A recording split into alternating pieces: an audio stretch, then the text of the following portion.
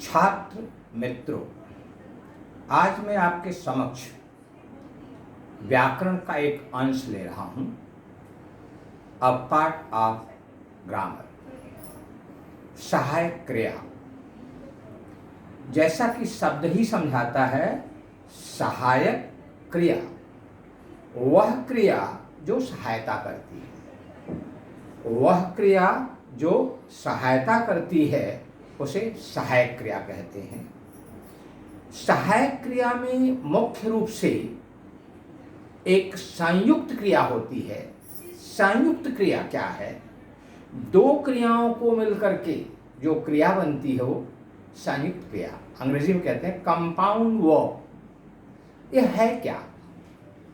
खा लेना, पढ़ते रहना, भूल जाना, सूख जाना, चहक उठना।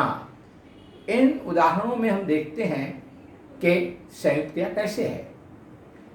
खा लेना, खाना, लेना, इन दो क्रियाओं को मिलाकर के बनता है खा लेना। चहक उठना, चहकना और उठना, इन दो क्रियाओं को मिलाकर बनता है चहक उठना। भाग जाना, भागना और जाना, इन दो क्रियाओं को मिल करके बनता है भाग जाना। रुक जाना, रुकना और जाना। उठ बैठना, उठना और बैठना। रो पढ़ना, रोना और पढ़ना। तो ऐसी संयुक्त क्रियाएं जब आती हैं तो उसमें एक क्रिया मूल क्रिया होती है और दूसरी क्रिया सहायक क्रिया होती है। तो हम दो तीन उदाहरण लेकर के सहायक क्रिया का वाक्य बनाएंगे और उसको समझेंगे। जैसे जाना क्रिया से सहायक क्रिया बनाना है, तो अगर हमने बनाया गाड़ी स्थानक पर रुक गई, बच्चे अपने अपने घर चले गए, रुक गई, रुकना जाना, चले गए, चलना जाना। अभी आपको सेंटेंस बनाते हैं। उठना, बगीचे में फूल खिल उठे। अब इन तीन उदाहरणों को हम लेते हैं पहले और समझते हैं। गाड़ी स्थानक पर रुक गई, तो रुक गई में रुकना क्रिया जो है वो मूल क्रिया है और गई क्रिया सहायक क्रिया है। गई क्रिया सहायक क्रिया और रुकना मूल क्रिया। इसी तरह से बगीचे में फूल खिल उठे, तो खिल मुख्य क्रिया और उठे सहायक क्रिया। इस तरह से हम बच्चे अपने अपने घर चले गए, चले मुख्य क्रिया, गए सहायक क्रिया। तो जब भी किसी सहायक क्रिया से आपको वाक्य बनाना है तो सबसे पहले संयुक्त क्रिया समझना है और फिर उसके आधार पर एक रूपरेखा, एक प्लॉट आपके दिमाग में आनी चाहिए। पढ़ना, बच्चा ठोकर लगते ही गिर पड़ा। गिर पड़ा, गिरना पड़ना, तो गिर पड़ा, गिर में मुख्य क्रिया और पड़ा सहायक क्रिया। और दो चार सुनने लेते हैं। चाहना,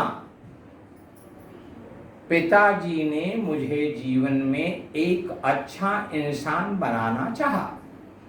बनाना, चाहा, बनाना मुख्य क्रिया और चाहा सहायक क्रिया। होना, भारत को अपनी सुरक्षा स्वयं करनी होगी। करनी होगी।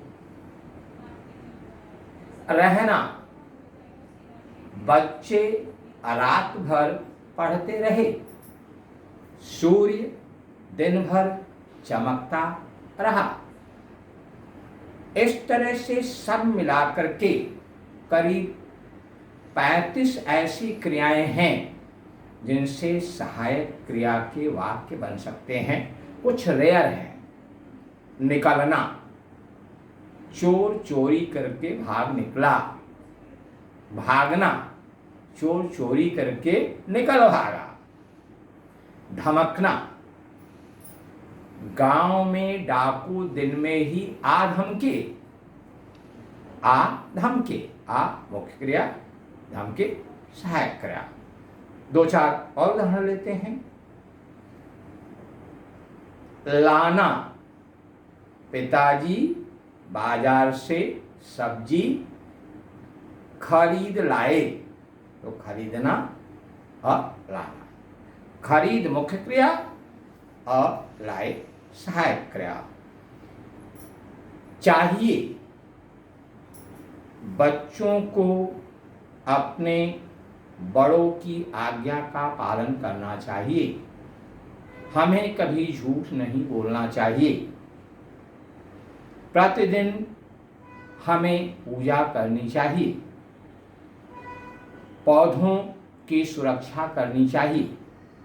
चाहिए अलग शब्द है और चाहना अलग शब्द है। दो तीन और उदाहरण लेते हैं। लेना, बच्चों ने गृह कार्य कर लिया। माताजी ने खाना पका लिया। नौकर ने कपड़े धो लिए। मैंने एक कहानी लिख ली। लिख ली, लिखना, लेना। एक लेना से क्रियाएं होंगी। देना, किसान ने फसलों को सींच दिया।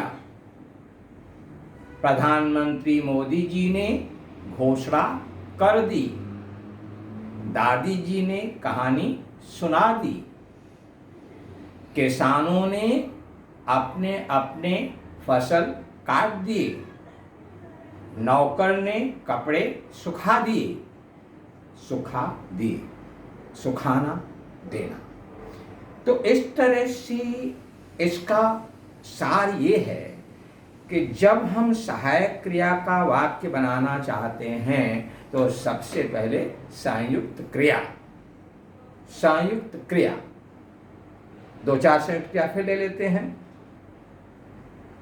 लेना, कर लेना, खा लेना, पढ़ लेना, खरीद लेना, सुन लेना। देना, कर देना, पका देना, सुखा देना, समझा देना, देना। जाना, चले जाना, डूब जाना, मर जाना इत्यादि ऐसे बहुत सारे शब्दों के संयोग से संयुक्त क्रियाएं बनती हैं। तो इसमें तीन चीजें आप दिमाग में रखेंगे। सबसे पहला ये कि जब भी सहायक क्रिया से आपको वाक्य बनाना हो तो पहले आप संयुक्त क्रिया समझिए।